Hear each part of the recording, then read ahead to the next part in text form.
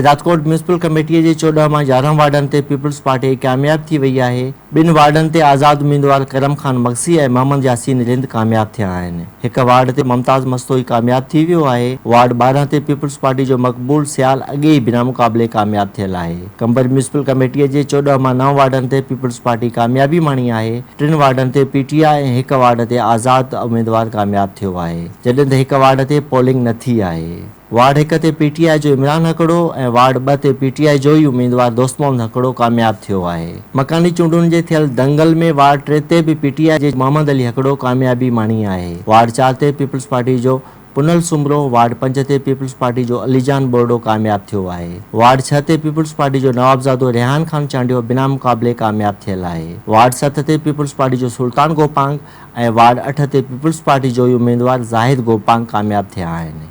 Ward 9 ते peoples party जो लियाकत गोपांग ऐं वार्ड 10 ते पीपल्स पार्टी जो ई उम्मीदवार नज़ीर गोपांग कामयाबी हासिल कई आहे। वार्ड 11 ते आज़ाद उम्मीदवार सईद इख़लाक़ शाह कामयाब थियो आहे, जॾहिं त इन सीट ते पीपल्स पार्टीअ खे शिकस्त मिली आहे। वार्ड 12 ते पीपल्स पार्टी शहीद भुट्टो जे उम्मीदवार जो निशान तब्दील थियण सबबि उते पोलिंग न थी सघी, जॾहिं त वार्ड 13 ते पीपल्स पार्टी जो उम्मीदवार मंज़ूर बिरोही ऐं वार्ड 14 ते पीपल्स पार्टी जो नूर अहमद बिरोही कामयाब थियो आहे।